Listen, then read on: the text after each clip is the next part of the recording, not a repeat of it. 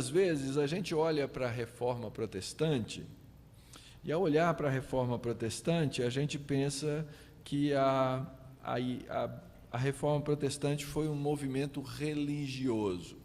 E é verdade, quer dizer, a gente já ouviu falar da história, das 95 teses, de Martim Lutero pregar lá na Catedral de Wittenberg. Você sabe por que ele pregou no dia 31 de outubro? Alguém tem ideia? O que é dia 31 de outubro? Aqui chegou já no Brasil. Dia das Bruxas, né? Que antecede o quê? Dia de Todos os Santos, que a gente chama de finados. Já existia essa data lá, gente, e nesse dia o povo ia na igreja. Então, Lutero fez o quê? Como é que se promovia um debate? Os acadêmicos pegavam e colocavam os motivos do debate na porta da igreja no dia que a pessoa ia entrar. Não tinha internet, não tinha zap, não tinha e-mail, não tinha essas coisas. Eles tinham que se comunicar. Como é que eles comunicavam? Escreviam à mão mesmo e colavam na porta da igreja e chamavam: tal dia vamos fazer um debate. Foi essa a ideia. Então ele foi estrategista de marketing, porque ele usou uma época em que as pessoas iriam lá para fazer aquele debate sobre o que estava acontecendo na igreja. Naquele tempo, representante do cristianismo, que era o catolicismo romano. E ele chama para esse debate, e a partir disso começa a Reforma Protestante. Mas a Reforma Protestante, ela teve centenas e centenas de diferentes consequências. Porque a nossa fé, ela não afeta só a minha vida religiosa. Se a sua fé afetar só a sua vida religiosa, sua fé tem um problema imenso, imenso. Porque ela vai afetar todas as coisas que você faz, ela vai afetar a sua ética, ela vai afetar as suas relações comerciais, ela vai afetar as suas relações trabalhistas, ela vai afetar as suas relações domésticas, ela vai afetar tudo na sua vida. Se você tiver uma fé que só afeta a sua religião, que faz você ir para a igreja, que faz você levantar a mão e adorar a Deus, essa fé tem um problema sério, sério, muito sério. E assim a Reforma Protestante, como um movimento religioso e de fé e de transformação da vida das pessoas, ela afetou tudo. Afetou a economia, afetou as relações trabalhistas e certamente afetou a educação. Porque quem controla a educação, controla o rumo, o destino, o futuro das pessoas. Se você conseguir controlar a educação, você controla o resto. E nós vivemos num país em que o governo chamou para si, e os nossos representantes no nosso governo, lá no passado, em 1988, assumiram isso como verdade, na qual o governo é o dono da educação. O governo é o dono da educação. E sendo o governo o dono da educação, o que acontece? Ele é que define o quê? O rumo, a direção, o que vai ser ensinado, como vai ser ensinado, para quem vai ser ensinado. E nós alegremente achamos que isso é a melhor coisa do mundo. Já imaginou? A gente tem escola pública, e se a gente tem escola pública, a gente pode colocar o nosso filho na escola pública, de grátis. Não, primeiro que não é gratuita. Escola pública não é gratuita. A escola pública é paga por alguém. Por quem? Pela população, pelos impostos da população. E aí essa escola pública, ela ensina o que o governo determina. E dependendo do que o governo determinar, toma cuidado. Nós vamos ter os nossos filhos ensinados de maneira terrível. De maneira terrível. E isso vem acontecendo ao longo de décadas na nossa nação, no Brasil. E nós precisamos olhar para o processo da educação. Primeira coisa que a gente precisa entender, que ensino é um mandato bíblico. Foi Deus quem mandou ensinar. Se você olhar para toda a história da Bíblia, você vai ver Deus mandando ensinar de muitas vezes, muitos textos bíblicos vão orientar que os pais crentes ensinam aos seus filhos a temer a Deus, a temer ao Senhor. Já leu Deuteronômio capítulo 6? Já abriu sua Bíblia? Leia lá. Esse é um outro problema que nós temos na nossa configuração religiosa brasileira. A gente lê o Novo Testamento sem ler o Antigo Testamento e sem entender a base. Deuteronômio capítulo 6 vai nos falar amplamente sobre a nossa obrigação como pais de ensinar aos nossos filhos a temer a Deus por meio do ensino da lei de Deus. Mas aí você chega para os crentes contemporâneos e pede para eles o seguinte: fala para mim os 10 mandamentos. Você sabe os 10 mandamentos? 10 só. Ora, se você não sabe, querido, seus filhos não vão saber. E se você não sabe, os seus filhos não vão saber, as gerações depois de seus filhos também não vão saber. E sabe o que isso vai gerar? Isso vai gerar uma ignorância profunda de saber como é que eu posso fazer a vontade de Deus, porque os 10 mandamentos são a essência da maneira como eu... Lembra dos 2 grandes mandamentos? Pelo menos os 2 a gente lembra, né? Quais são os 2 grandes mandamentos? E como é que eu faço essas 2 coisas? Os 4 primeiros mandamentos ensinam como eu amo a Deus sobre todas as coisas. E os 6 outros mandamentos ensinam como eu amo o próximo como a mim mesmo. Mas se eu não sei lá atrás, eu não vou entender. Ah, lindo, eu tenho que amar a Deus sobre todas as coisas. Gente, o meu coração que ama a Deus, como? Como? E a Escritura é muito clara em dizer como. Primeiro, Deus é exclusivo.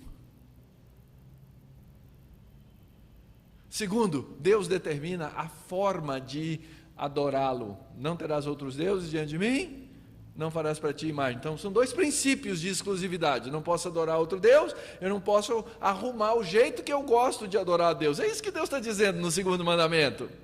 Eu não posso fazer, eu posso fazer o que eu quiser para amar, porque eu amo a Deus, então do jeito... Não, Deus determina a maneira que Ele quer ser, que Ele deve ser adorado, porque Ele conhece a idolatria do meu coração. Terceira forma de amar a Deus sobre todas as coisas: não tomarás o nome do Senhor teu Deus em vão. O que é isso, gente? O que é tomar o nome de Deus em vão? Vem num copinho? Você tem que entender isso. Se você não entender o que é tomar o nome de Deus em vão, você não vai saber amar a Deus sobre todas as coisas. É simples assim. Mas eu sei que o povo, em geral, não sabe. Não tem ideia. Sabe o que significa tomar? Tomar significa carregar. Se você pegar essa palavrinha, tomar, que está lá no 3º mandamento, em Êxodo capítulo 20, Deuteronômio capítulo 5, você vai ver que esse tomar significa carregar. E quem carregava o nome de Deus era o sacerdote. O sacerdote tinha o nome de Deus escrito em 2 pedras aqui no ombro, em 12 pedras aqui no peitoral dele. E ele levava esse nome, o nome do povo de Deus. E o povo de Deus recebia a bênção do sacerdote. Quando o povo de Deus recebia a bênção do sacerdote, o povo saía carregando o nome de Deus. E quando eles saíam carregando o nome de Deus, cada vez que eles faziam qualquer coisa que contradissesse a santidade de Deus, eles tomavam o nome de Deus em vão. Então, se você escreve um cheque sem fundo, você toma o nome de Deus em vão. O pastor, eu entreguei os livrinhos lá para vender, e ele falou assim: pode receber como, pastor? Eu falei, do jeito que for, irmão, pode ser dinheiro, pode ser cheque. Ele falou assim, melhor só dinheiro, viu, pastor?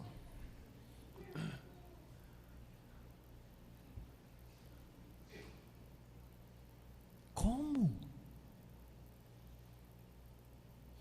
No meio do povo de Deus, nós nos reunimos para tomar o nome de Deus em vão, porque dar cheque sem fundo é levar o nome de Deus. Se você xinga alguém, você toma o nome de Deus em vão. Se você olha para uma mulher de maneira inconveniente, você toma o nome de Deus em vão. Se você mente, você toma qualquer coisa que não corresponda à santidade de Deus, porque você carrega o nome de crente que você faz, é tomar o nome de Deus em vão.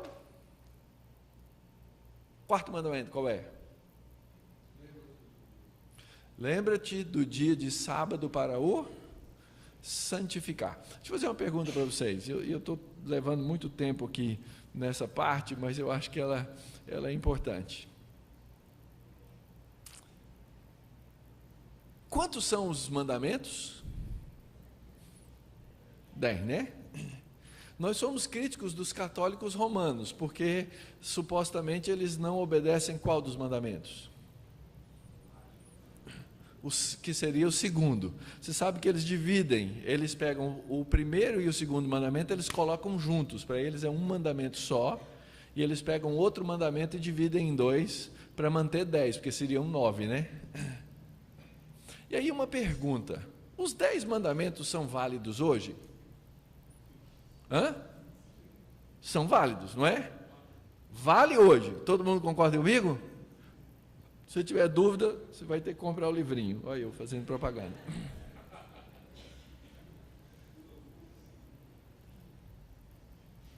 Então são 10 mandamentos. E o que eu faço do quarto mandamento?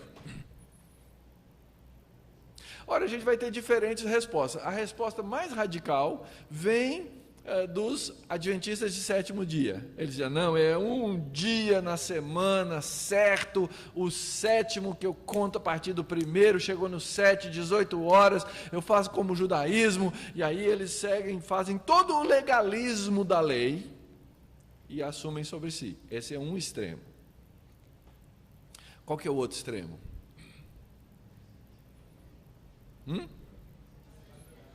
Não, gente, não tem dia não. Todo dia é dia do Senhor. Todo dia eu amo o Senhor, não é assim? E aí, eu faço o que do mandamento?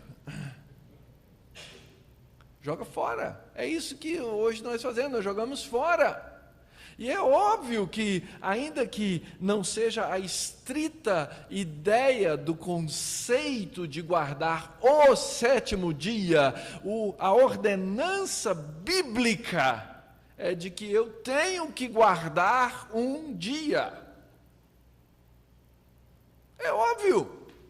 Ou eu tenho que riscar. Você chega lá, primeiro, segundo, terceiro, risca o quarto, quinto, sexto, sétimo, oito, nono, pronto. Alguma coisa tem que ser diferente. E a gente entende na vida do povo de Deus, no cristianismo neotestamentário, que a igreja passou a guardar o primeiro dia, que é o dia da ressurreição. Cheio de imagens nesse processo, não dá para explicar a teologia bíblica toda disso aqui agora. Mas o fato é que Deus espera de nós que nós guardemos um dia. Eu costumo ilustrar, e eu acredito que é isso mesmo, que Êxodo 19 é uma introdução, uma introdução, um contrato de casamento. Já leram Êxodo 19?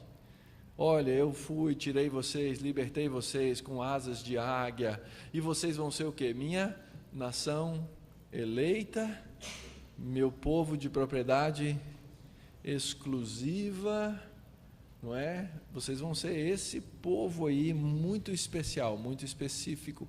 Tem uma palavrinha ali, que dá essa ideia de exclusivo, e que depois o apóstolo Pedro vai repetir lá na sua epístola, vós sois nação santa, povo de propriedade exclusiva de Deus, etc., que é a maneira como o noivo olha para uma noiva. Já viu o noivo? Noivo é um bicho ciumento. Ele escolheu aquela moça e agora é dela. Se alguém encostar a mão na minha noiva, eu sento uma bolacha na cara. É minha. Exclusiva. E ali, na verdade, o que Deus está propondo para o povo de Israel, que é a igreja de Deus no Antigo Testamento, é o quê? Um casamento. Então, na verdade, o que Deus está dizendo nos 4 primeiros mandamentos é o seguinte: primeiro mandamento, querida, não dá para ter outro, é só eu. Segundo, mulher minha não carrega foto de outro na carteira. Terceiro, quando você casar comigo, no fim do seu nome vai o meu. Se você der cheque sem fundo na praça, meu nome vai para o Serasa. E quarto lugar, querida, eu te amo 7 dias por semana, 24 horas. E eu não espero de você menos do que isso. Mas eu sei que durante a semana a gente se ocupa com cuidar dos meninos, limpar a casa, preparar as coisas, fazer todas as coisas corriqueiras. Mas é o seguinte, eu quero que você separe um dia para mim. É isso que Deus está dizendo.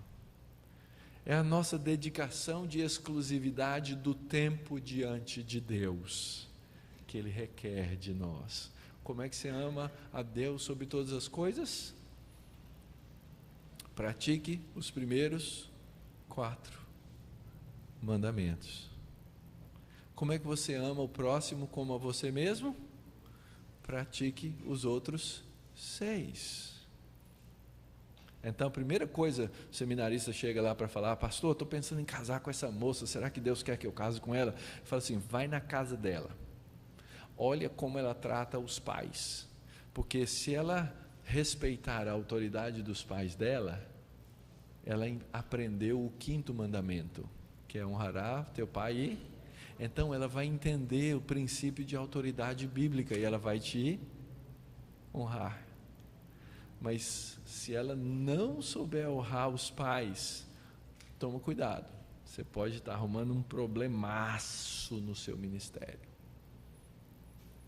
É assim que eu amo o próximo, respeitando a autoridade. Eu amo o próximo amando a vida, não assassinarás. Eu amo o próximo amando a fidelidade, não adulterarás. Eu amo o próximo respeitando a propriedade privada, respeitando os limites de todas as coisas. Eu não vou roubar, não vou furtar. Eu amo o próximo amando a verdade, por isso eu não dou contra ele o quê? Falso testemunho. E o último mandamento é Deus dizendo assim: querida, se você precisar de qualquer coisa, fala comigo, eu sou seu marido. Não cobiçarás. Você não precisa cobiçar nada. Essa história começa lá em Êxodo capítulo 19. Como é que termina o livro de Apocalipse?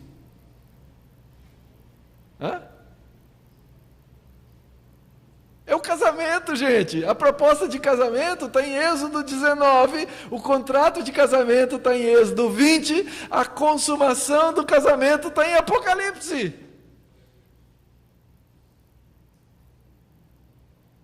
É um grande contrato.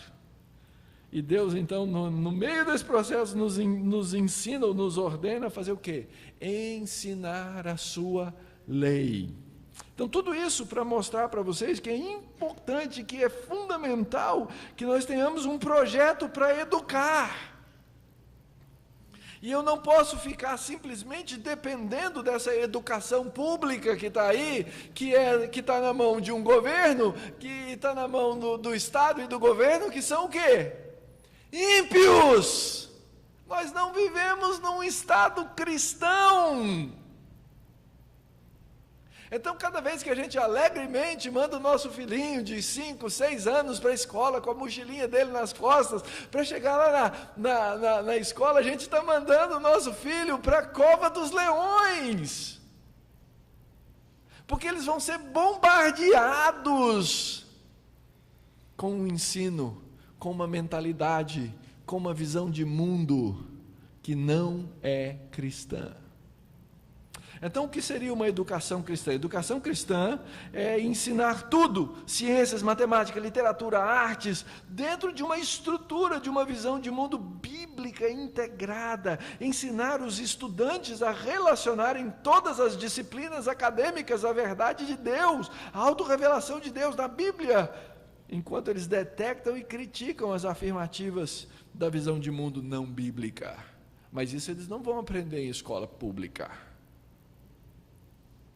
Eu costumo dizer o seguinte: não, pastor, mas nossa igreja é boa, é forte, nossa igreja tem educação, tem escola dominical aí, pastor, é legal, é 10. Vou fazer uma conta com vocês têm que me ajudar porque eu sou teólogo, não sou matemático. A lei brasileira diz que o aluno tem que ir, que a escola deve oferecer 200 dias letivos por ano, 200. Na minha época era 180, a vida era mais fácil. 200 dias letivos. Vamos supor que um aluno médio, passe 4 horas por dia de educação na escola. 4 vezes 200. Nossa, vocês são pior de matemática que eu, gente. 4 vezes 200? Aí, valeu, hein, gente? 800. Ok. Vamos supor que você tenha uma boa educação bíblica na sua igreja, tá? E que você tenha uma escola dominical, onde essa criança vai passar 1 hora por domingo na escola dominical da sua igreja, que seja muito bom, que seja uma pessoa lá treinada, que fez um curso superior para dar aula, porque lá na escola o cara fez curso superior para dar aula. Certo? Então vamos imaginar. Quantos domingos tem num ano? Todo pastor sabe isso, gente, 52, isso aí é conta de pastor. Então, 52 vezes 1 hora, essa é fácil, gente. Quantas horas dá? Ah, valeu, hein? Vocês estão ruim de matemática, puxa vida, hein? São 52 horas de educação, tá? Vamos supor que você seja de uma família estruturada, tranquila, crentes que nunca tem problema, que não tem dificuldade, que não trabalham das 7 da manhã às 8 da noite, e que você consegue de fato chegar na sua casa, seus filhos estarem prontos, e durante 1 hora você vai dar instrução bíblica para os seus filhos na sua casa, todos os dias, de domingo a domingo. Ok? Então vai lá, quantos dias tem um ano? Aí, 365. Vezes 1 hora por dia, dão quantas horas? Muito bem, agora você pega 52 horas da escola dominical e soma com 365. Quanto vai dar? Muito bem, 417. Você ainda está perdendo para a educação da escola em quantas horas? Mais de 1 ano de horas, né? A educação escolar toma muito mais tempo na vida dos nossos filhos do que qualquer outra educação religiosa que nós venhamos a dar a eles. E é por isso que os nossos filhos chegam num ponto da vida em que eles começam a fazer o quê? Vazar. Eles começam a ter tanta influência do mundo e de todas as coisas, a visão de mundo começa a se tornar tão permeante na vida deles, que eles começam a cair fora da igreja. E nós achamos que está tudo bem, que se a gente tiver boa educação pública, tudo vai muito bem. Isso não é verdade. Nós precisamos de uma educação cristã no nosso país. Se nós queremos ver alguma mudança de fato nesse país, não espere que a nossa escola pública vá mudar essa corrupção que está em Brasília. Nós só vamos tirar os corruptos de hoje e substituir por outros corruptos. É só isso que nós vamos fazer. Nosso povo não tem fibra moral, não tem de onde tirar moral de lugar nenhum. Nós somos os ladrões da pátria. No que nós pudermos roubar, nós vamos roubar. A gente critica os políticos porque eles roubam bilhões, a gente rouba centavos, então a gente é ladrão de galinha. Mas os ladrões da pátria somos nós. Nossos valores morais. E então nós precisamos somar o esforço da igreja com os braços de ministério da igreja, e um fundamental deles chama-se educação cristã. Eu não tive tempo de sentar e fazer a pesquisa, mas você tem ideia, no município de Niterói, quantas escolas cristãs existem? Não deve ter meia dúzia.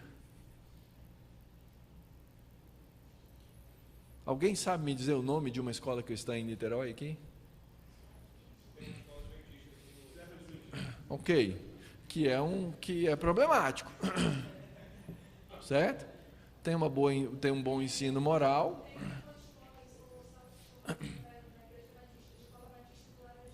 Ok? E morre mais ou menos por aí, né? Eu sei que algumas escolas estão associadas à associação, são aqui de Niterói. As fortes são católicas, mas as que atendem a grande população são as públicas. E não adianta você dizer que, não, escola pública o ensino é neutro. Não, eles ensinam lá de... Mentira, gente, ninguém ensina nada neutro na face da terra. Não existe neutralidade em nada, muito menos no ensino. O indivíduo que vai ensinar, ele ensina aquilo que ele ele ensina aquilo que ele crê, ele ensina aquilo que ele acredita, ele transmite a visão do mundo que ele tem para o seu aluno. Pode ser na escola, pode ser na aula de matemática, tá? Aula de matemática. Qual a diferença de ensinar matemática numa escola pública, numa escola secular e numa escola cristã? A gente tem uma piadinha, mas não é tão piada. É que na escola secular, 1 mais 1 é igual a... Gente, pode falar. 1 mais 1 é igual a... E 2, né? E na escola cristã? 1 mais 1 é igual a... 2. Aleluia, né? Mas para e pensa um pouquinho comigo. Eu posso ensinar que 1 mais 1 é igual a 2 em qualquer lugar, de qualquer maneira, de qualquer forma? Posso. A escola secular é competente para ensinar isso? É. E o menino sai de lá e ele aprende que 1 mais 1 é igual a 2? Ele aprende, talvez. Só que na escola cristã eu ensino para aquela criança que 1 mais 1 é igual a 2, e que esse 1 mais 1 é igual a 2 não é fruto simplesmente de um mundo que se criou a si mesmo, mas de um Deus que é um Deus que tem uma profunda lógica, que nos ensina através do mundo quem Ele é. Eu aprendo a respeito de Deus na matemática. E isso faz com que, olhando para essa revelação de Deus na criação, eu glorifique o nome de Deus.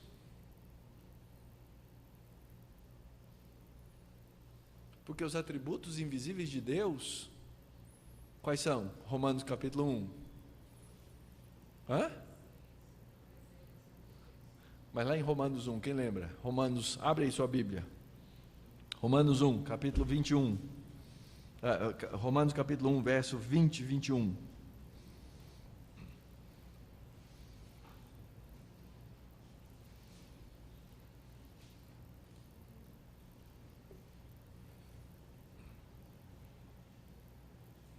Porque os atributos invisíveis de Deus, assim o seu eterno poder, como a sua própria divindade, claramente se reconhecem desde o princípio do mundo, sendo percebido por meio das coisas que foram criadas. É na criação que eu consigo perceber os atributos de Deus agora, porque eu fui convertido, porque eu sou crente.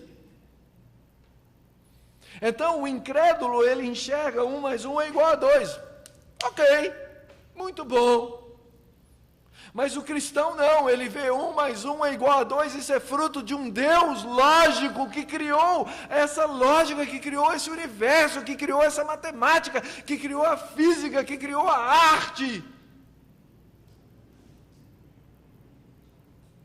Essa é a diferença do ensino cristão para o ensino secular. Agora, veja a conclusão do apóstolo Paulo. Essas coisas são, os atributos de Deus são percebidos por meio das coisas que foram criadas, e porque os homens não reconhecem isso, ele diz assim: tais homens são, por isso, indesculpáveis. Indesculpáveis por quê? Porquanto, tendo conhecimento de Deus, não o glorificaram como Deus. 1 mais 1 é igual a 2. Aleluia!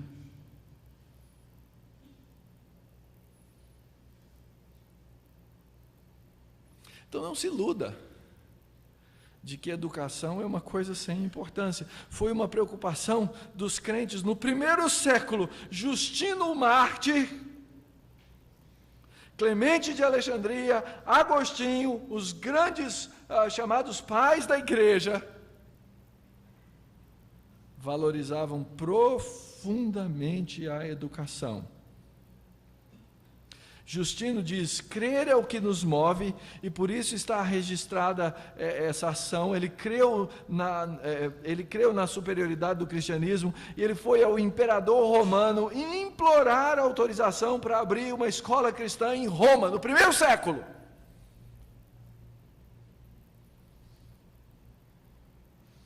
Clemente de Alexandria escreveu uma obra chamada O Educador, na perspectiva do cristianismo. Agostinho era revolucionário na sua pedagogia. Por aí se conclui com bastante clareza que para aprender é mais eficaz a livre curiosidade do que um constrangimento ameaçador. Ele estava falando da maneira de ensinar, que isso é próprio do cristianismo, que não deve ser por constrangimento. Na instrução aos catecismos, aos catecúmenos, Agostinho diz: por esse amor, portanto, como por um alvo proposto, pelo qual digas tudo o que dizes, o que quer que narres, faze-o de tal forma, que aquele que te ouve ouvindo creia, e crendo espere, esperando ame. Isso vale para a aula de física, vale para o curso de português, vale para a aula de geografia. Nós precisamos ensinar os nossos filhos a não chegar em casa e dizer: eu já ouvi isso muitas vezes, eu já tinha dito isso muitas vezes. Eu odeio matemática. Já falou isso? Você não pode odiar a matemática. Você não pode odiar matemática. É quase a mesma coisa que dizer assim: eu odeio o livro dos Salmos, porque é criação de Deus. Criação de Deus. Ora, a reforma protestante, queridos, foi um grande impulso nos processos educacionais, porque quem abraçava a reforma, abraçava a visão de mundo da reforma, todas as coisas que vieram no pacote. A reforma, então, foi uma grande revolução naquele tempo, e Lutero falou muitas coisas dentro do pacote reformado. Ele falou sobre educação. Aliás, tem um livrinho aqui da Vida Nova, depois que você passa lá e comprar o meu, você vai lá, do Cavaco, Cuidado com o Alemão, tá? Nesse livrinho ele tem um capítulo sobre educação na reforma. Vai lá ver. Vai lá ver. Lutero escreveu uma carta, entre outros escritos, aos conselhos de todas as cidades da Alemanha para que criem e mantenham escolas cristãs, em 1524. E aquele país recebeu... A Alemanha hoje é a maior potência europeia, esqueceu da fé, esqueceu de Deus, esqueceu de tudo isso. mas eles ainda têm um fruto de uma educação. 1524, Lutero disse: em minha opinião, nenhum pecado exterior pesa tanto sobre o mundo perante Deus, e nenhum merece maior castigo do que justamente o pecado que cometemos contra as crianças, quando não as educamos. A gente às vezes faz a nossa confissão de pecado individual, né? Porque a gente tem uma carteira de pecado grande, fala sério. Às vezes a gente nem confessa, a gente faz já genérico, né? Deus, no finzinho da oração, assim, ai Deus, é o seguinte, perdoa os pecados, vai. O Senhor já mandou Jesus Cristo, Ele já morreu mesmo e tal. Não. A Bíblia nunca trata pecados assim. Primeiro eu tenho que aprender a pedir perdão pelos meus pecados, e pecado tem nome. Então você tem que chegar diante de Deus e dizer o nome do seu pecado e confessá-lo. Você não precisa escrever no papelzinho, nem jogar na fogueira, nada disso. Mas diante de Deus, você e Deus, você tem que pedir perdão.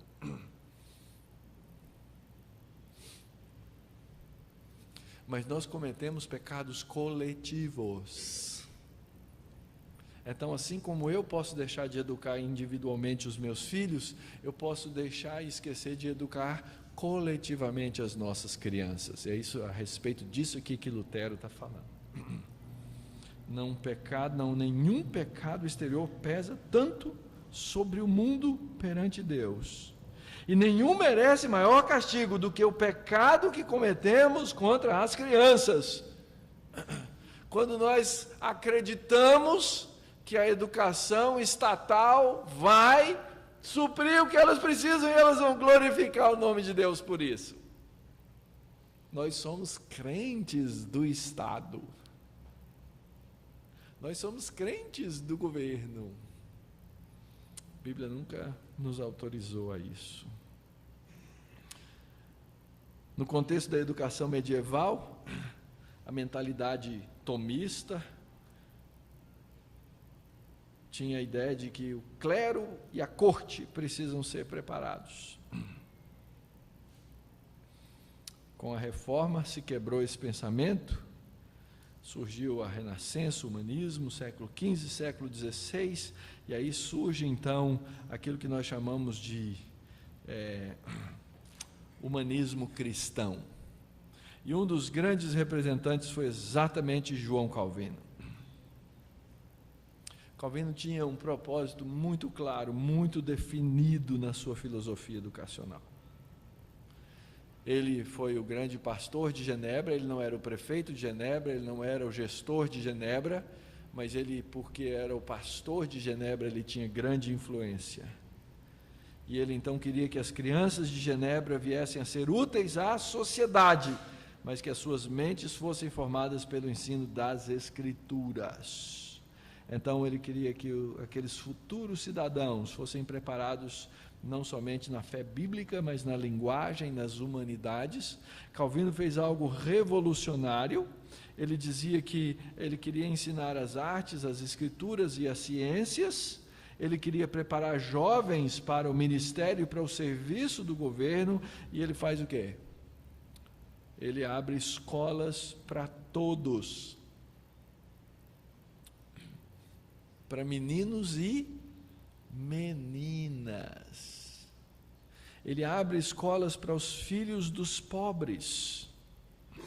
1536, Calvino apresentou um plano ao Conselho Municipal que incluiu uma escola para todas as crianças, na qual elas teriam esse ensino gratuito.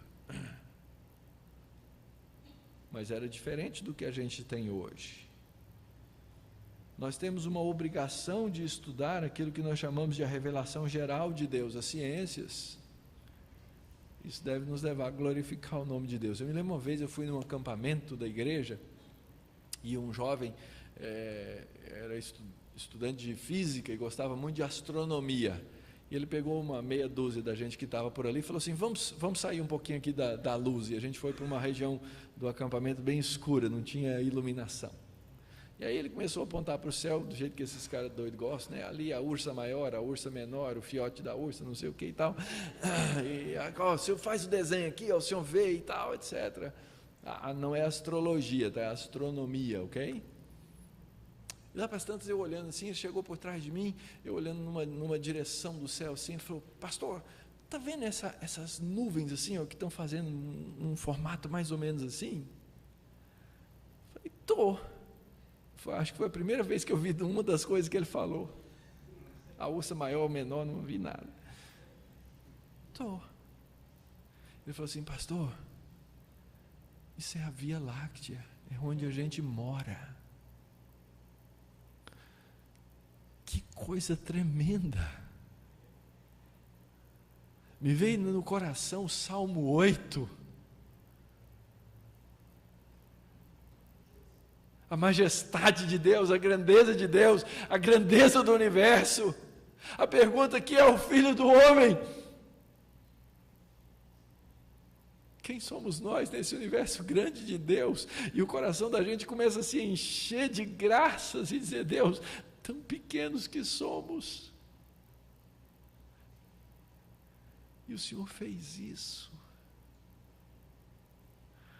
Ah, querido, se você não souber glorificar a Deus pela criação dEle, pelas coisas que Ele fez, se você não conseguir reconhecer na revelação geral do nosso Deus a grandeza dEle, e ainda assim a preocupação dEle com os céus,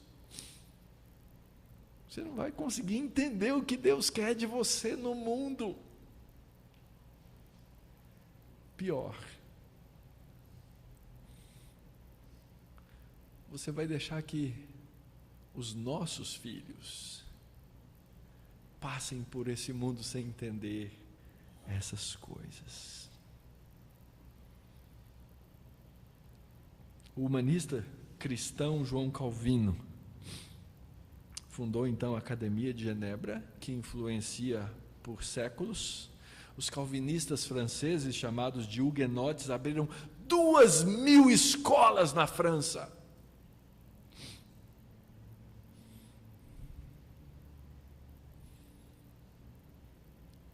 E hoje, você vai à França, e eu conheço o diretor dessa associação que eu faço parte, para a França. Lá, hoje, por causa do secularismo, se um professor resolver ser professor de uma escola cristã, ele perde a aposentadoria, perde todos os benefícios sociais, perde tudo. Porque o Estado não tolera a educação cristã. Não tolera. E aí você olha para a França, tem meia dúzia de escolas cristãs. Porque é difícil achar quem quer pagar o preço.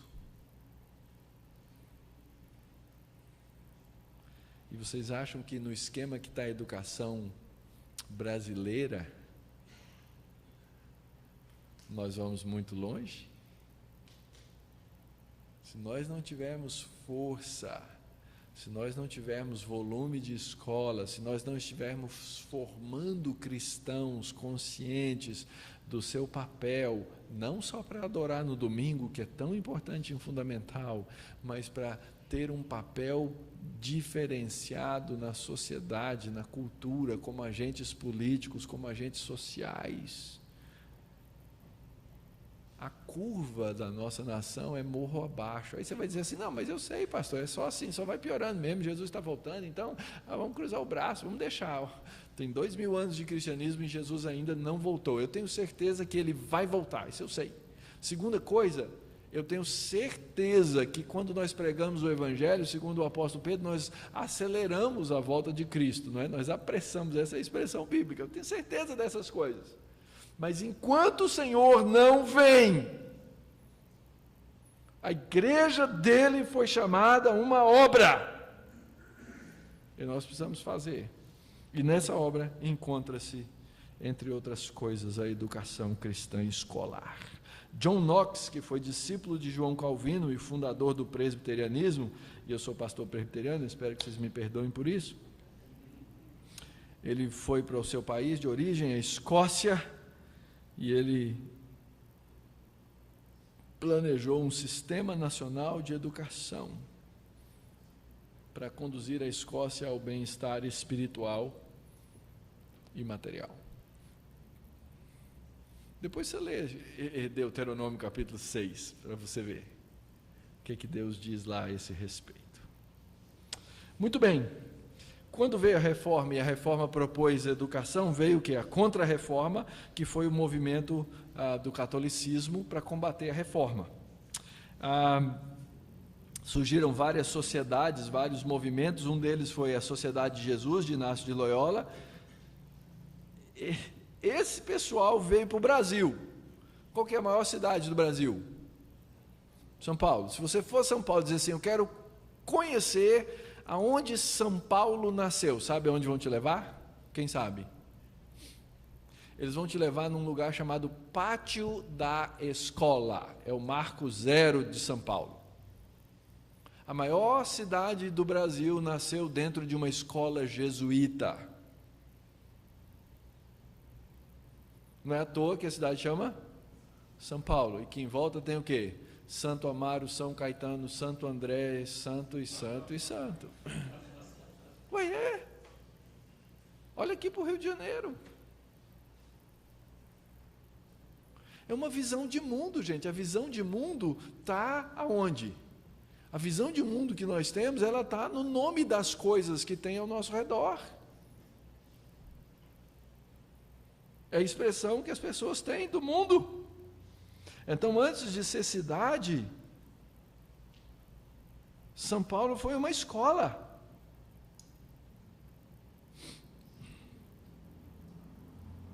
E assim surgiu.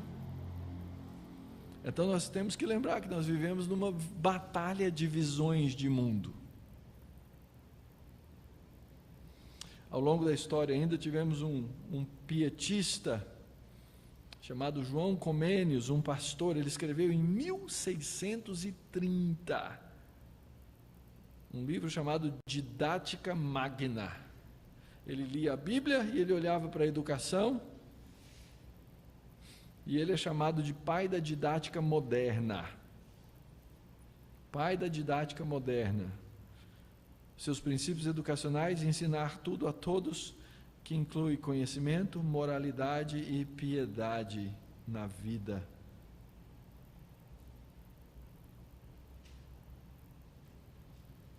E aí então nós temos esses vários nomes. É interessante. Tudo isso aconteceu dentro ainda do mundo que vivia cercado ou que era controlado pelos chamados estados monárquicos, as monarquias.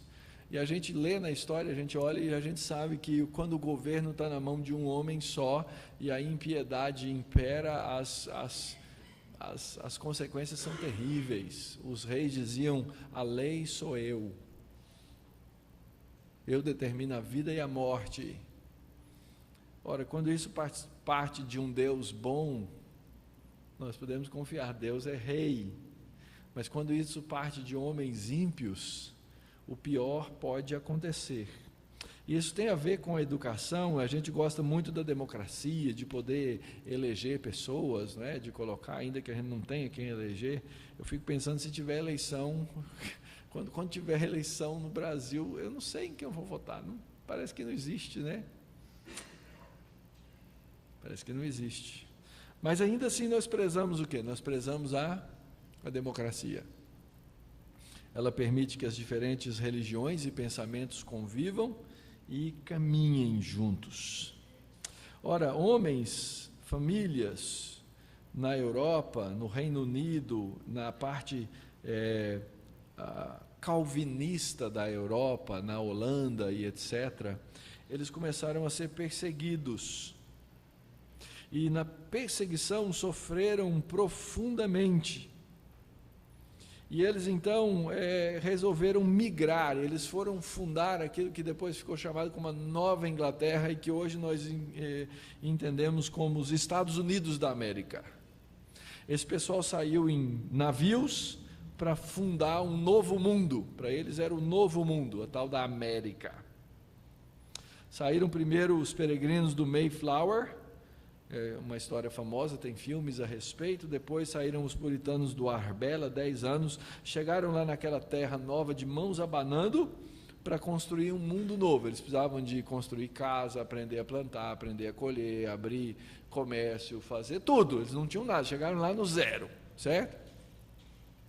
Foi aí que surgiu o famoso Dia Nacional para os americanos de Ações de Graças, porque eles passaram fome no começo, eles plantavam, mas não conheciam o clima, então eles perdiam as plantações, até que eles conseguiram finalmente aprender o clima depois de algum tempo, e aí eles trouxeram as primícias daquilo que colheram diante de Deus. Foi daí que esse dia depois tornou-se mundial e assim. Mas eles foram lá construir um mundo novo. O que aconteceu? Eles chegaram lá e logo, depois que chegaram, eles se preocuparam com uma coisa bem básica: construir escolas. Eles chegaram nos primeiros anos do século 17, em menos de 10 anos, eles começaram uma escolinha. Essa escolinha chamava-se Harvard.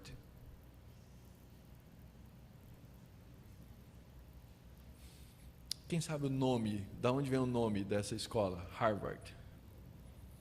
Hã? John Harvard, né? Mas eu quero saber quem é.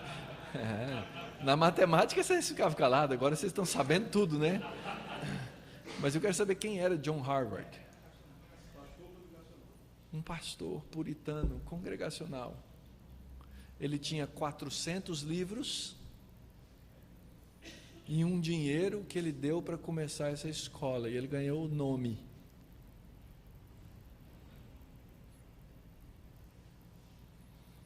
Preocupação tremenda.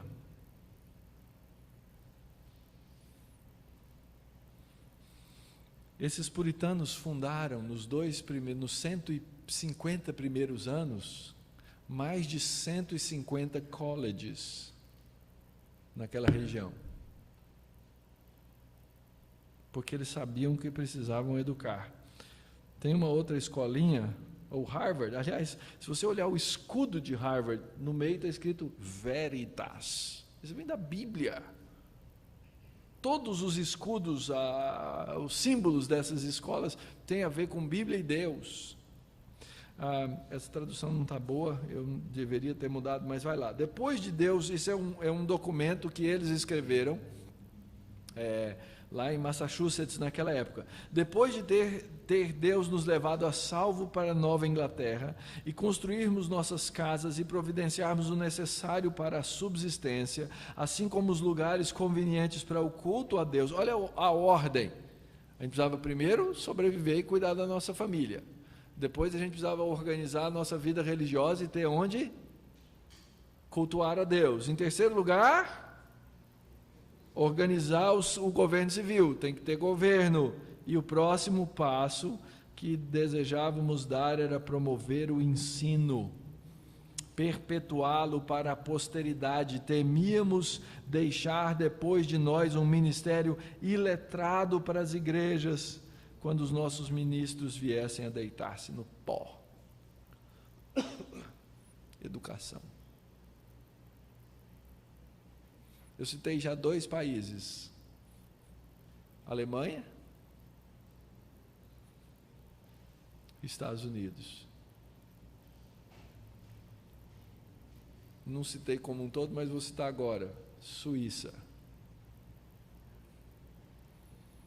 Todos fruto da reforma protestante. E lá atrás tiveram o quê? Educação escolar cristã.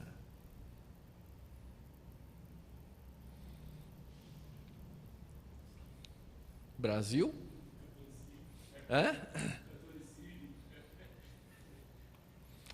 Uma visão de mundo diferente, gente. Né? Bem diferente. Então, os puritanos estabeleceram as bases para aquilo que nós chamamos de hoje de democracia moderna, lutaram ao sangue para isso. Quando eles escrevem em 1647 a lei que estabelece as escolas do estado de Massachusetts, eles dizem assim: sendo um dos principais propósitos daquele velho enganador, Satanás, afastar os homens do conhecimento das Escrituras, e aí vem toda a lei para a promulgação de escolas. Era assim, em todas as vilas com mais 50 de famílias, tinha que ter uma escola que ensinasse os alunos a ler e escrever. Nas vilas com mais de 100 famílias, as crianças deveriam ser educadas com o fim de estarem aptas a entrarem no Harvard College.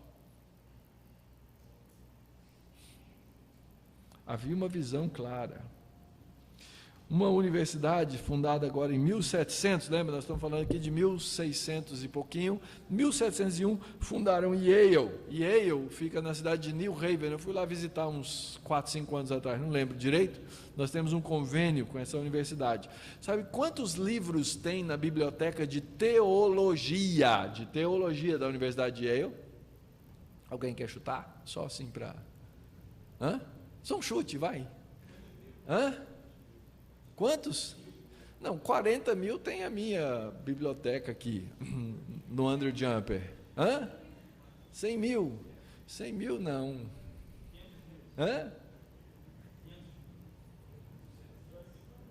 2 milhões. Na biblioteca de teologia, 2 milhões de livros. Sabe por que fundaram Yale? Porque 50 anos depois de Harvard ter sido fundada, começou a fugir dos seus propósitos. Esse é um grande perigo da educação cristã. Fundaram Yale. Yale, está escrito aí no escudo de Yale, Lux et Veritas, luz e verdade, que é o que está escrito em hebraico aí no meio, Orim Vetamim.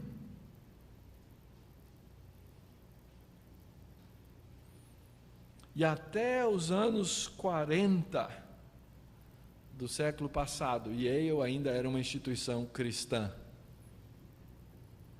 A partir dali se deteriorou. Hoje essas grandes universidades, Harvard, Yale e a próxima que eu vou falar que é Princeton, todas elas se desviaram do cristianismo e não só isso, se tornaram centros de pensamento anticristão. Educação cristã é algo para ser feito com cuidado. Foi de Princeton que saíram missionários ao redor do mundo inteiro, inclusive o missionário presbiteriano que veio para o Brasil e que começou aqui no Rio de Janeiro a Igreja Presbiteriana do Brasil. Simonton. Começaram o Log College. Até os anos 40 do século passado também era uma escola cristã, uma universidade cristã. Perdeu-se. Os piores sociólogos do mundo, aqueles mais anticristãos que você possa imaginar hoje, saem de dentro de Princeton, infelizmente.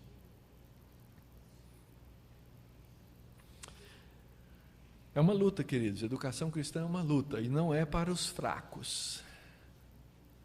Mas nós carecemos de homens e mulheres desejosos de ver a educação cristã prosperar. Os motivos da decadência da educação cristã nos Estados Unidos foram vários.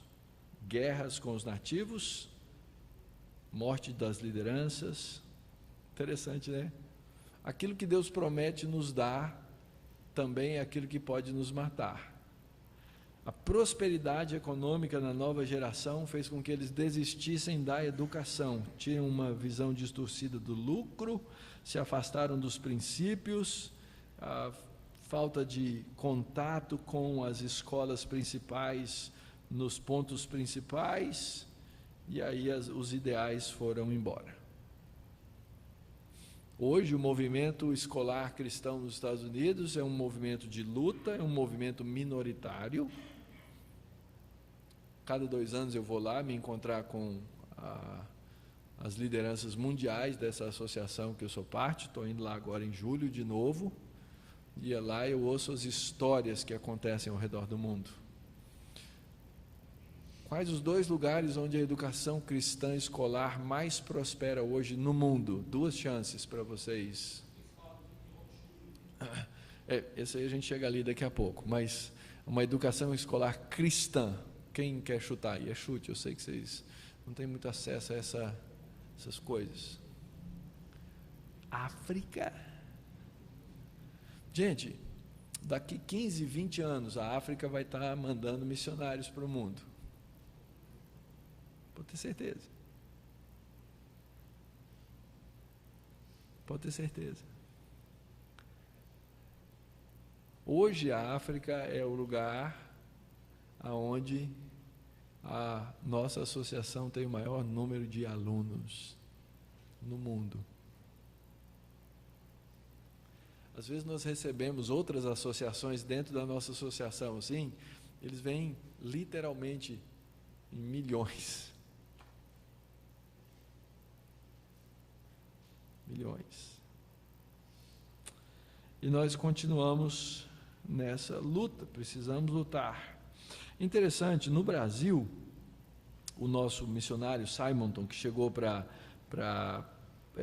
trazer a igreja presbiteriana para o Brasil, ele encontrou uma situação interessante. De 1500 até 1850, a igreja católica dominava absolutamente tudo. Então, você aqui no Rio deve ser igual em São Paulo, não deve ser diferente, mas eu não conheço bem a história. Lá em São Paulo tem os chamados cemitérios protestantes.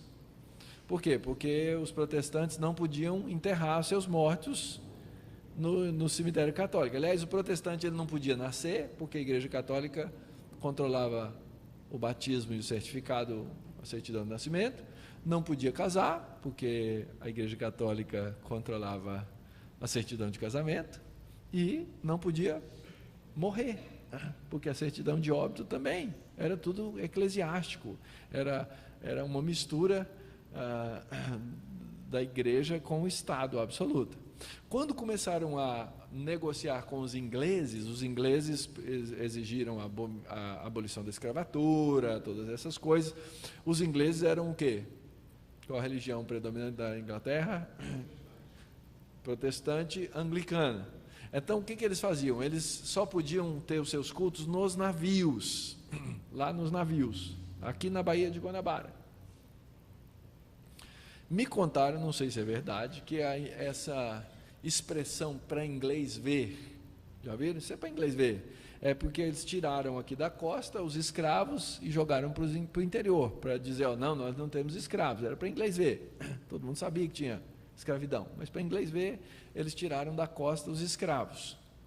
Passados alguns anos, começaram a chegar com essa pressão econômica, tá? O governo precisou ceder que os protestantes tivessem os seus cultos aqui na terra, né? Não nos navios. Depois eles permitiram que se fizessem os primeiros locais de culto. Se vão cultuar, tem que ter um local de culto. Era proibido que os locais protestantes fossem parecidos com igrejas. É por isso que o protestantismo brasileiro é muito baseado no anticatolicismo. O que é um protestante? O que é um crente no Brasil? Crente é aquele que não faz o que católico faz. Exatamente. Se católico faz, então não faço. Não faço, né? Então, se você perguntar assim, quem que é um crente verdadeiro, ele não faz 4 coisas. Quais são as 4 coisas? Não fuma, não bebe, não joga e não dança. Essas eram as 4 características principais do protestantismo nosso. Quando o cara virava crente, ele parava de fazer as outras coisas não importavam, mas se ele parasse de fazer essa, ele virava crente. Está cheio de crente por aí, né? Eu tinha um amigo que ele jogou na seleção brasileira, né? Eu falava, rapaz, você é crente mesmo, viu? Você não fuma, não bebe, não dança e não joga, eu falava para ele, mas ele não gostava muito disso, não. Então os protestantes entraram e aí chegaram os primeiros evangelistas aqui, os Kelleys, congregacionais, Alguns anos depois chegou Simonton. Simonton viveu uma vida curta. Ele está enterrado num dos cemitérios dos protestantes, lá em São Paulo. Ele teve uma filhinha, a esposa morreu imediatamente depois, e logo passado um tempo ele morreu. Ele deixou um diário. No diário dele, um dos sermões, dos registros que existem lá, 5 pontos para implantar o reino de Deus no Brasil, escrito em 1867. Ele dizia: a vida santa do cristão, crente tem que ser crente, né? Senão vira hipocrisia. Levar a palavra de Deus, transmitir oralmente pela pregação e pelo convite para ir ao culto, pregar o evangelho pelas pessoas designadas, os pastores, e estabelecer escolas. E o presbiterianismo seguiu durante algum tempo essa tradição. O cunhado dele, em 1870, na casa dele lá no centro de São Paulo, começou uma escolinha chamada Mackenzie. Hoje uma comunidade de alunos de 48 mil. Mas a semelhança de outros dos Estados Unidos, também perdeu a essência. Já há mais de 20 anos que a nossa igreja vem tentando trazer de volta o Mackenzie para a visão de fé e verdade que ela devia ter. Aliás, essa pedra que está no prédio, que a gente chama de prédio 1 no nosso campus, esse prédio foi construído em 1894. Está escrito lá nessa pedra, de esquina, Mackenzie College, 1894, dedicado às ciências divinas e humanas. É uma luta para um resgate. Hoje nós temos escolas ao redor do Brasil, essa Associação Brasileira de Instituições Evangélicas de Ensino, não é? Essa é a estatística do ano passado. Ela acolhe nessa associação 865 escolas. E é triste de ver esse número, meus queridos. Não são nem 500 mil alunos em todas as escolas associadas. Vamos colocar que tenha muitas que não são. A gente chega no Brasil a 1 milhão de alunos em escolas cristãs. Isso é menos do que uma gota no oceano, na realidade que a gente vive. Menos do que uma gota. A associação da qual sou parte começou em 78, hoje está em 115 países, 5,5 milhões de alunos, escritórios espalhados ao redor do mundo. Aqui no Brasil nós temos agora 140 escolas em 23 estados, chegamos aí a 40 e poucos mil alunos que são atendidos com uma educação cristã relevante. Então aqui eu estou diante de líderes, estou diante de irmãos crentes que amam o Senhor, que foram chamados para viver a vida cristã na cidade de Niterói. E aqui fica o meu desafio para vocês.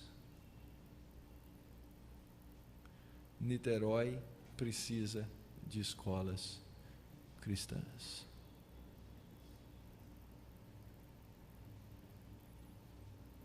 Você quer ver esse município mudado? Continue a pregar o Evangelho, continue a abrir igrejas, continue a fazer bom trabalho, mas abra escolas.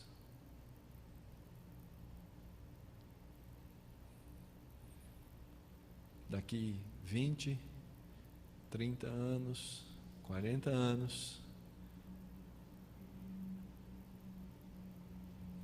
quem sabe aqueles que são os nossos políticos, abre uma grande aspas, crentes, vão ser diferentes dos que estão aí, porque os que estão aí, 90% deles me envergonham.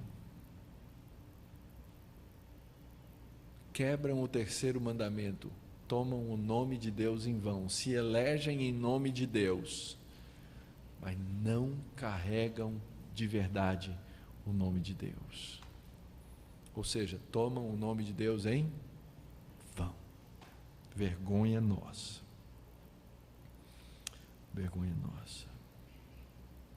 Nós precisamos de uma educação efetiva, precisamos de uma educação verdadeira, escolar no nosso país. Pensamentos iniciais, pensamentos finais. A fé cristã, queridos, ela está envolvida em uma batalha que a gente espiritualiza demais. Lembra lá o apóstolo Paulo falando que nós não lutamos contra a carne, o sangue, mas contra o quê?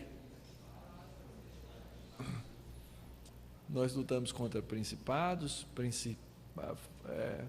potestades, contra o quê? Fortalezas, não é? A gente, isso aí é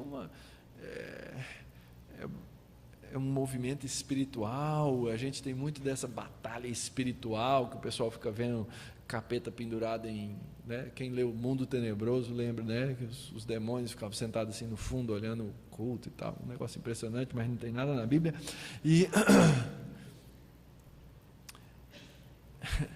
e o apóstolo Paulo, ele vai falar lá na carta aos Coríntios, que essa nossa luta contra essas fortalezas, ela acontece no âmbito da nossa mente. Se você está com a sua Bíblia aí, abra em 2 Coríntios, no capítulo 10. No verso 3, ele diz assim: porque embora andando na carne, não militamos segundo a carne, porque as armas da nossa milícia não são carnais, e sim poderosas em Deus, para destruir fortalezas. Que fortalezas são essas? Aí a gente vai e espiritualiza, né? O texto diz assim: anulando nós sofismas. O que é um sofisma? Sofisma é uma categoria de pensamento da filosofia, que significa um pensamento, para ser bem simplista, tá? É um pensamento que ele parece ter uma lógica e parece ser verdadeiro, mas ele é falso, ele é mentiroso, porque ele não corresponde à realidade. Nós temos que anular na cabeça os sofismas, e assim toda altivez que se levante contra o conhecimento de Deus, e levando cativo todo o pensamento à obediência de Cristo. Essa é uma batalha que nós travamos, sim, quando começamos o nosso culto, sim, quando nós vamos à nossa escola dominical, sim, quando numa escola cristã os alunos sentam lá na primeira, segunda, terceira e até a última carteira, até a última fileira, e nós travamos uma batalha para cativar pensamentos. Isso exige de nós sabedoria, isso exige de nós conhecimento, isso exige de nós lógica, acompanhados, obviamente, das nossas orações, da nossa vida piedosa, da manifestação da justiça de Deus em todos os lugares.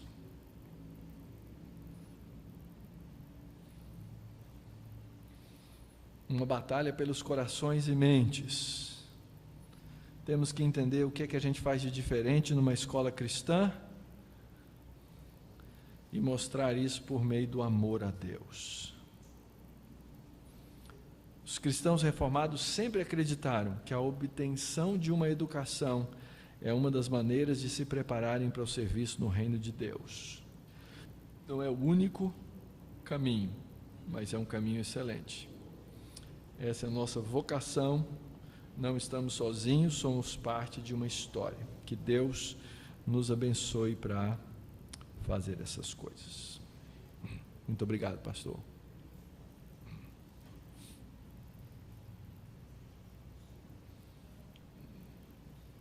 Se formos ter perguntas e respostas, estou... Isso que eu ia falar agora.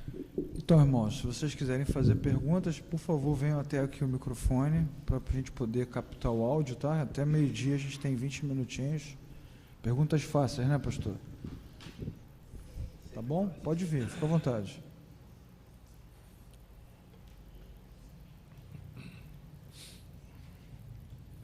Algumas perguntas, eu vou falar algumas coisas, o senhor pode escolher o que prefere responder. Tá? Eu quero o que for fácil. Já escolhi.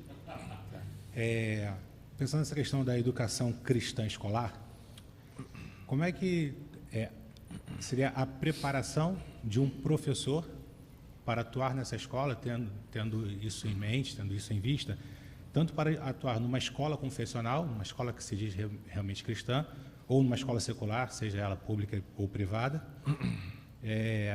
tendo isso também em mente, a minha preparação, o meu cuidado como aluno, estando exposto a uma educação não cristã, como é que eu me cuido das investidas, e aí nas questões das escolas teológicas, quanto elas de repente têm se distanciado, mesmo com o nome disso, de uma educação cristã nessas escolas teológicas.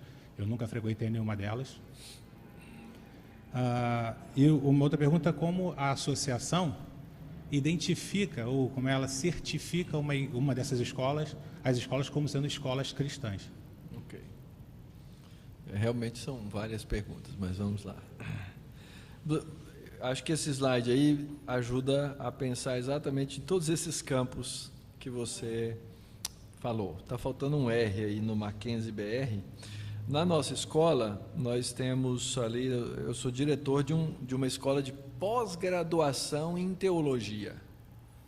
Então, a pergunta que talvez você faça assim, mas e por que o senhor então está mexendo aí com educação básica, com crianças? Porque tem tudo a ver. Tudo a ver.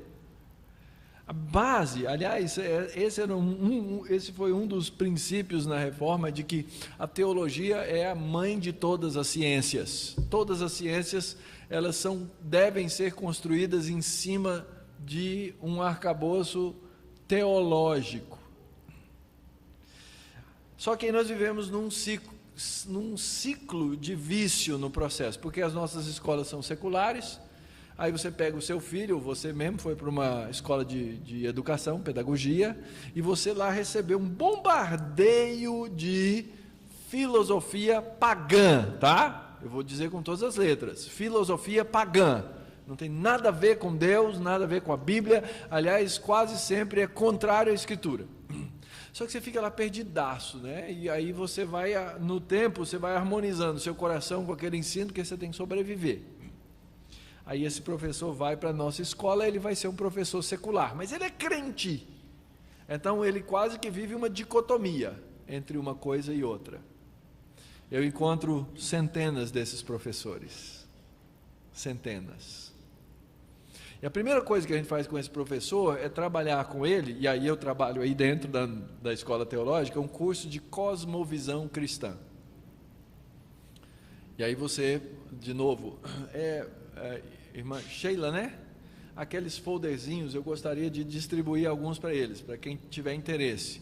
Nos nossos cursos de EAD, nós temos, entre outros, preparação teológica, e temos o curso de cosmovisão cristã.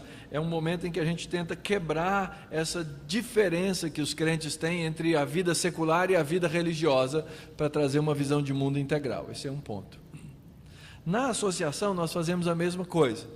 Nós fazemos curso de preparação para professores cristãos, basicamente em escolas cristãs. A gente ainda está descobrindo qual o caminho a gente vai dar para ajudar esse professor que está na escola pública, que está na escola secular, ele vai lá também.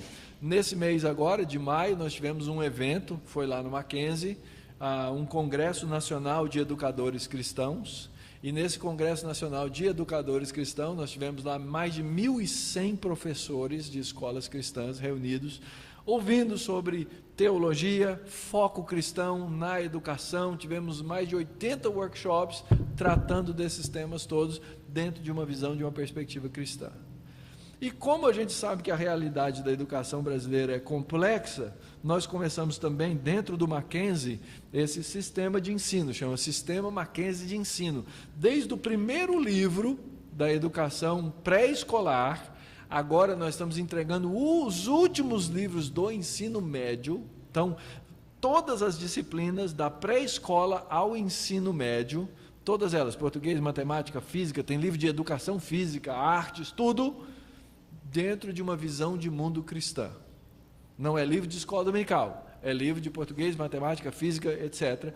Mas todo ele, inclusive história, geografia, que são os mais difíceis, fundamentados numa visão de mundo cristã. Então, eu diria que a minha vida gira em torno dessas coisas, de tentar formular, de apresentar um projeto completo, no qual nós tenhamos a teologia como base de toda a ciência, no qual nós tenhamos educação básica para os nossos alunos, formando. Em agosto, depois você acessa aí, axe.com.br, dias 27, 28, tem que olhar lá direitinho. Nós vamos ter um curso que nós damos anualmente na associação, como abrir e organizar uma escola cristã. Esse é o nome do curso.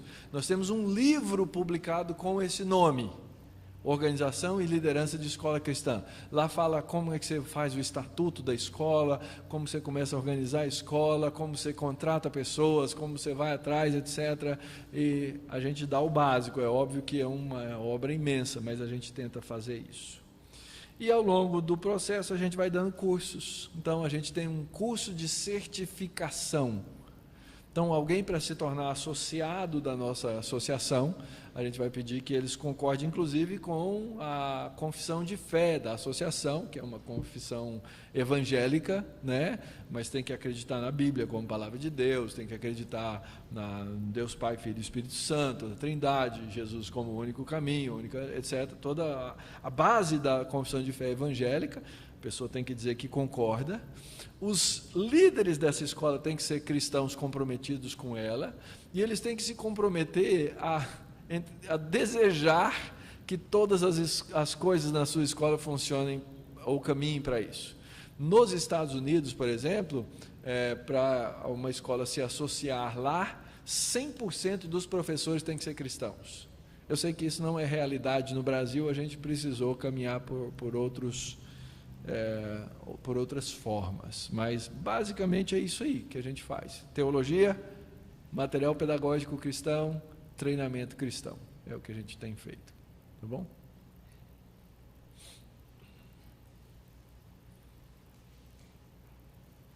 Bom dia, pastor. Bom dia. Como aluno de História, né, fiquei bastante empolgado com a discussão e acredito que o senhor conheça o Altúcios. E uma das partes do tratado dele sobre política, ele fala muito da questão da liberdade do cristianismo conviver com outras confissões de fé, porque, na verdade, qualquer outro pensamento que não deriva de Deus é uma confissão de fé idólatra, e para que o cristianismo ele venha a se mostrar como a verdadeira opção. E gostaria de saber do que o senhor acha dessa proposta para a educação. Se a gente precisa de um Estado que seja necessariamente confessional para a educação brasileira, ou um Estado com uma organização mais descentralizada, por exemplo, federalista, para dar liberdade confessional para uma escola cristã trabalhar ao lado de outros projetos educacionais. Então, nós vivemos na democracia. Democracia não é o céu, não é o paraíso. Democracia não é o projeto de Deus, tá? Tem gente que associa uma coisa a outra, né? Mas foi o melhor jeito que nós achamos de poder conviver no mundo e manter, inclusive, a nossa liberdade de pregar o Evangelho e outros pregarem o Evangelho, ou outros pregarem as suas teologias, né? Aquilo que eles acreditam. Então, essa ideia da liberdade democrática é muito preciosa para nós. A gente sabe que o céu não é democrático, no céu não tem democracia. O céu é uma teocracia. Nós temos um rei, que é Jesus Cristo. Mas isso vai ser na nova terra. Aqui nessa terra, pode ser que em determinados lugares surjam estados com potencial cristão, como já houve no passado, em que seja preponderante e os valores cristãos sejam preponderantes. Então, eu acredito que nós devemos, em primeiro lugar, valorizar a democracia e valorizar a convivência da pluralidade. problema é que nós chegamos num ponto na nossa cultura em que as coisas se tornaram, desculpa a expressão, idiotas. Elas se tornaram idiotas. O que a gente vê aí hoje é um bando de idiotice em nome da pluralidade. E certamente há uma perseguição contra o cristianismo nesse processo. Porque o cristianismo sempre foi preponderante ou foi dominante.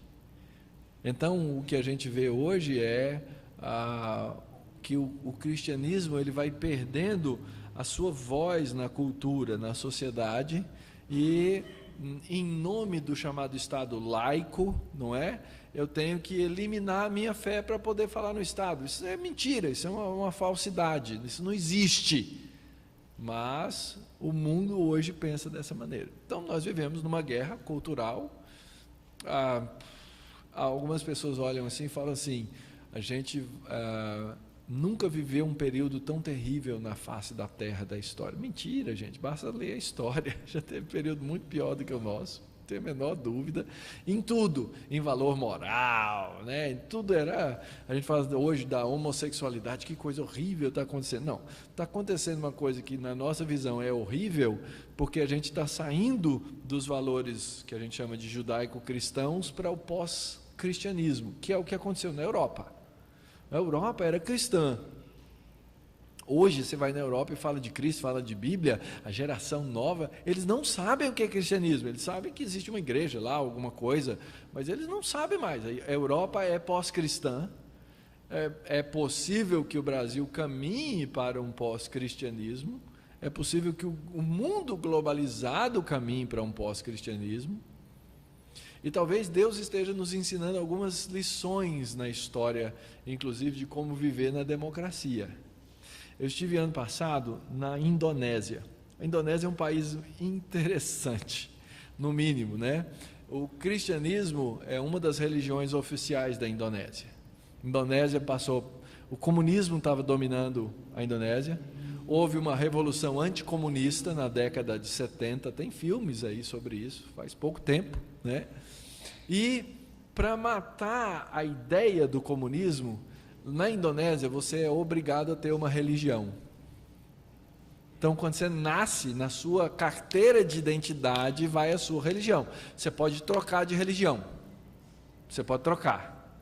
Então, são 6 religiões, salvo engano, catolicismo, protestantismo, hinduísmo, muçulmanismo, eu não lembro todas, mas você é obrigado a ter uma religião. A religião predominante, e a Indonésia é um mundo de ilhas e tem uma população maior do que a do Brasil, ele não tem ideia disso também, né? É a religião muçulmana. E nesse país dominantemente muçulmano, foi eleito como vice-governador um cristão. Eu o conheci, a gente esteve junto lá por algum tempo, naqueles dias que eu passei na Indonésia. Ele é chamado, o apelido dele é Ahok. Ele é de uma minoria na Indonésia, 2 vezes, minoria chinesa, e os indonésios então têm um preconceito contra os indonésios chineses, e ainda é cristão. Muito bem. Ele foi eleito vice-governador num partido político. O governador era muçulmano. O governador concorreu à eleição presidencial e ganhou, e ele virou o governador do distrito de Jakarta, que é a capital, o maior distrito da Indonésia. E ele governou muito bem, como cristão. Teve coragem de fazer coisa que os outros nunca tiveram coragem de pôr a mão, de ir atrás da Cracolândia, de acabar com os distritos de prostituição, de muita coisa boa moralmente e de governo sem corrupção. Foi atrás da corrupção, fez uma série de coisas boas. Só que do ano passado para cá, quando eu estive lá em março, foi chegando o tempo das eleições para governador, o mandato dele ia acabar. E ele estava despontado e disparado para vencer as eleições como governador. um país de predominância absoluta muçulmana, cuja capital seria eleito um governador cristão. Como? E aí, no meio do processo, ele falou, e eles têm uma lei contra discriminação religiosa. Você não pode falar mal de outra religião. E ele falou uma frase, os caras pegaram a frase dele, tiraram, processaram, e os muçulmanos radicais foram aos milhões às ruas de Jacarta. Resultado? Ele perdeu a eleição. Ele não só perdeu a eleição, passados alguns dias da eleição ele foi preso, ele está na cadeia. Os juízes todos que foram, os que julgaram, todos foram promovidos. Então você vê que tinha uma corrupção por trás do negócio, porque não tinha como ser aquilo. Isso não aconteceria na Indonésia 15 anos atrás. Mas a forma com que as democracias hoje manipulam, a forma como o pensamento das pessoas pega determinadas coisas e coloca como se fosse discriminação, e aí você passa a ser julgado publicamente ou por voto de mídia e etc. e tal, faz com que esses absurdos aconteçam. No Brasil, talvez a gente chegue lá, ou já chegou em algumas coisas. Mas o meu ponto inicial com essa história toda é o seguinte: nós estamos nesse processo de receber, de acolher e de aceitar todas as coisas. Nós estamos vendo o fenômeno muçulmano na face da Terra, que nós nunca tínhamos visto antes. E a Europa, a Inglaterra, toda semana, todo mês é o quê? Atentado, não sei o quê. Esses governantes, eles vão ter que entender que o mundo não pensa como eles pensam. O mundo não pensa como eles pensam. E que é muito fácil você tomar decisões que vai afetar todo mundo, mas que não me afetam. Eu fico na minha, eu fico na boa. Então, a gente está vendo um pêndulo de conservadorismo crescendo no mundo. Conservadorismo político, conservadorismo de ideias. Isso significa a volta do cristianismo? Não, não significa a volta do cristianismo. Isso significa que as pessoas estão cansadas da idiotice do liberalismo. E aí, então, elas precisam se agarrar a alguma coisa. E pode ser que no meio desse processo, do mundo se agarrar a ondas conservadoras, e o cristianismo é essencialmente conservador, que a gente ainda tem uma sobrevida. Mas o Brasil vai chegar à época do pós-cristianismo. Historicamente, humanamente falando, qual que é a nossa esperança? A gente tem dois caminhos só. Um é o reavivamento. É Deus derramar abundantemente o seu Espírito sobre o seu povo. E não se iluda, gente. Tem gente que fala, Deus está derramando aqui nesse Brasil, o Brasil está maravilhoso, o Espírito Santo está operando no Brasil, nós estamos tendo um reavivamento. Bobagem! Se você estudar a história dos reavivamentos, os reavivamentos mudavam a face das nações, porque as pessoas tocadas por um verdadeiro reavivamento mudavam tudo na sua vida, não só a sua vida religiosa. Então nós não estamos passando por reavivamento nenhum. Isso não significa que Deus não está agindo, que Deus não está operando, que Deus não está convertendo pessoas. Isso é outra coisa. Mas um reavivamento é diferente, porque ele muda a face de uma sociedade. E a nossa sociedade passa, os evangélicos crescem no Brasil, chegamos a 30 milhões e a nossa nação continua o quê? A mesma vergonha de sempre, tá? Mas o caminho 1 é o quê? Reavivamento. E o segundo é volta de Cristo. Essas são as nossas únicas duas esperanças, gente. Nós não temos outras coisas. É a volta de Cristo ou o derramar do Espírito. Não tem outro caminho. Tá bom?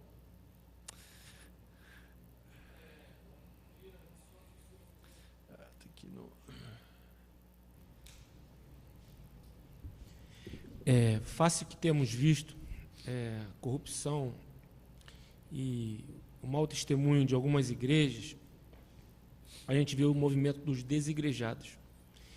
E nessa questão do ensino, eu até acho que falei ali com o reverendo, e o movimento dos desigrejados leva ao quê? Cultos domésticos, né? Deixando o ajuntamento, a congregação. Em relação ao ensino, a gente vê o movimento também do homeschooling, né? Então, a gente vê muitos cristãos piedosos indo nessa direção, culto doméstico e ensino também doméstico. Eu queria que o senhor fizesse uma análise disso, por favor.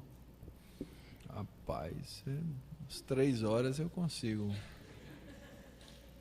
Veja bem, o movimento dos desigrejados, ele pode ser, numa certa medida, sim, fruto de uma igreja que se falsificou e causou problemas, né? Eu recebo na minha igreja muitos desigrejados, e a primeira coisa que eu digo para eles é: você tem que deixar de ser desigrejado. Até porque, às vezes, esses grupos de desigrejados, rapidamente eles viram o quê? Uma igreja. Eles saem da igreja institucional para formarem uma igreja não institucionalizada, que em 1 ano vira o quê?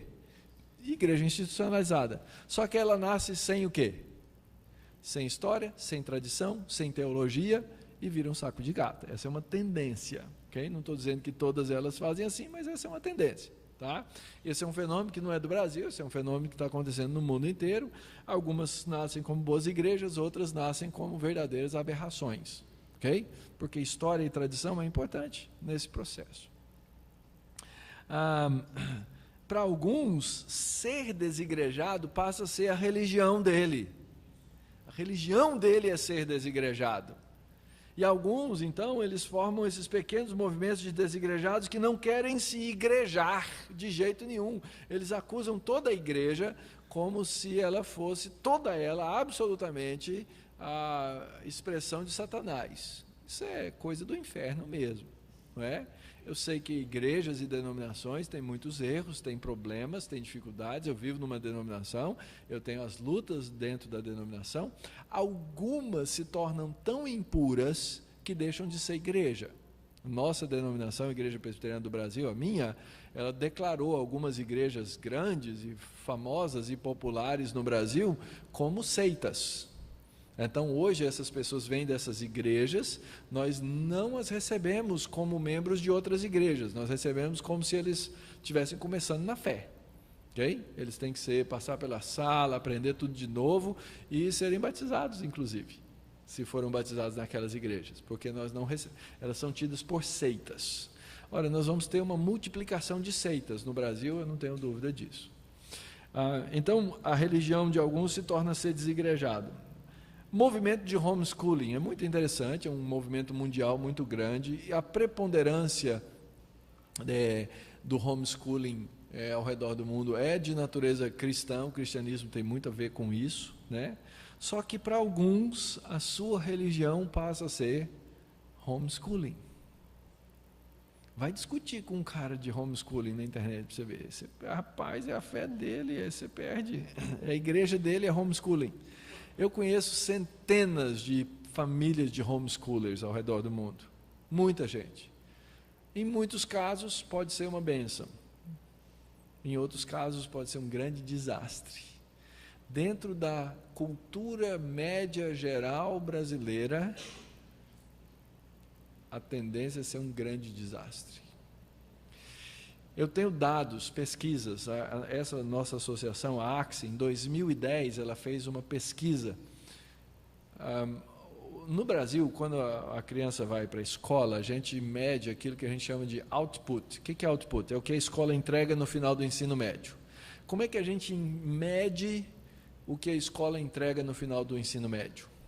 Resultado, Enem, vestibular, não sei o quê, né? Essa escola é boa. Como é que você sabe que uma escola de ensino médio é boa? Como é que você avalia?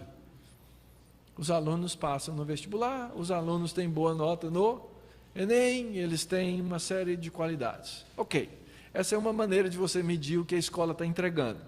Mas a nossa associação não se conformou com isso. ela queria medir os outcomes. Outcomes é o resultado posterior. Então, ela fez uma pesquisa com mais de 2.000 alunos, tudo estatística, do jeitinho que deve ser, todos os padrões estatísticos, não sei o quê, para medir o que acontece com os alunos que saem das nossas escolas e de outras escolas anos depois. Então, a faixa etária da pesquisa era de 24 a 39 anos. Ok? Então, uma pessoa de 24 anos significa que ela saiu no mínimo há 6, 7 anos do ensino médio. Então, ela já começou a vida até 39 anos de idade. Então, nós estamos falando em 2010, de alunos que se formaram até 2000 e pouquinho, 2002, 2003, numa escola, e até a década de 90 e meados da década de 80. Então, a pesquisa foi feita com esse grupo. Tá? E aí a primeira pergunta, você se formou em que escola? Aí o aluno respondia, escola nos Estados Unidos e Canadá, tá? Escola pública, escola particular, escola evangélica, protestante e homeschoolers. Então, nós temos dados desse processo. Pegamos, então, o marco zero da nossa pesquisa, a escola pública, porque a maioria são alunos de escola pública, né? Nos Estados Unidos, a maioria estuda na escola pública. Então, aqui eu tenho, assim, fazer a pergunta, qual a sua percepção sobre o assunto X? Todos respondiam. E aí eu tinha como comparar. Esse aluno da escola pública, na média, ele responde isso. Esse é o 0. O aluno da escola, escolas católicas, tá? Católicas, protestantes, públicas, na linha 0, homeschoolers e outras privadas não religiosas. E aí, o que a gente aprendeu nessa pesquisa foi muito interessante. Sobre os homeschoolers, que é o que você está perguntando, eu podia responder outras coisas. Que os homeschoolers geralmente têm valores morais muito bons, mas que academicamente eles são muito abaixo da média dos alunos formados nas escolas públicas. Os alunos formados nas escolas católicas são os que têm a maior média de escolaridade. Em segundo lugar, os das escolas protestantes. E os homeschoolers muito abaixo da média da escola pública americana. Vamos imaginar que a grande população americana fosse de homeschoolers, ok? Que essa população crescesse e que eles continuassem muito abaixo da média da escola pública. O que isso vai fazer com a cultura a longo prazo? Esses são os dados que a gente precisa analisar. Então, na minha percepção, o movimento de homeschooling é muito bom para fortalecimento, para formação de valores morais. Porém, a longo prazo, isso vai diminuir o nosso impacto na cultura, porque, na verdade, nós nunca nos tornamos o maior número. Então, se o número de cristãos homeschoolers crescer, ok, nós vamos criar nos nossos guetos melhores valores morais. Mas nós vamos deixar de ter o quê? Impacto cultural. Nós vamos deixar de ter qualquer predominância. Enquanto as escolas protestantes e católicas conseguem fazer isso melhor. As privadas não, lá embaixo. Valor moral lá embaixo. Lá embaixo. Mas são mais liberais.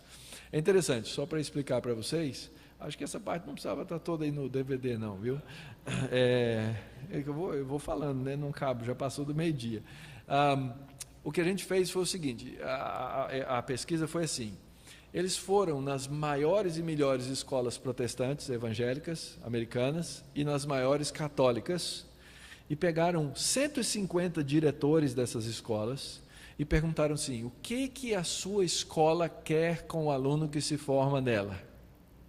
E aí então eles listaram, olha, nossos alunos eles precisam liste os 5 ou 6 valores principais. Valores morais, temor a Deus, família, envolvimento acadêmico, papapá. Os católicos listaram isso. Os protestantes listaram uma série de coisas.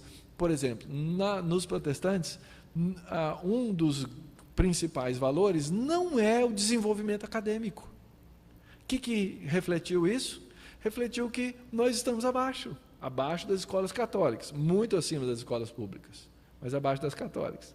As escolas católicas, um dos pontos principais determinados, dito pelos diretores, que são os valores das escolas católicas, é a formação acadêmica. Então, eles estão lá em cima. Só que, quando chega nos valores morais, o que acontece? Você encontra entre eles uma taxa de divórcio muito maior do que a taxa de divórcio, por exemplo, dos alunos formados nas escolas públicas. E as escolas protestantes não. Aí você tem que olhar como enxergar esses dados e como que esses alunos das nossas escolas protestantes estão abençoando ou não a cultura. Então você vê assim, espera aí, nossas escolas formam pessoas que se casam e que ficam mais tempo casadas e que permanecem casadas e que têm filhos dentro de um lar estruturado, e isso é um bem para quem? Para a sociedade, para a cultura. E é interessante, se eu pudesse falar para os pastores e enfiar isso na cabeça deles, eles iam gostar, porque pastor, eu sou pastor, estou falando de mim mesmo, gosta de dinheiro, fala sério. Nossos alunos das escolas protestantes nos Estados Unidos são aqueles que sustentam as igrejas. Porque eles têm uma consciência da relação da igreja com a escola cristã. Eles se tornam os membros fiéis das igrejas que sustentam as igrejas. O que não acontece no catolicismo e não acontece no homeschooling.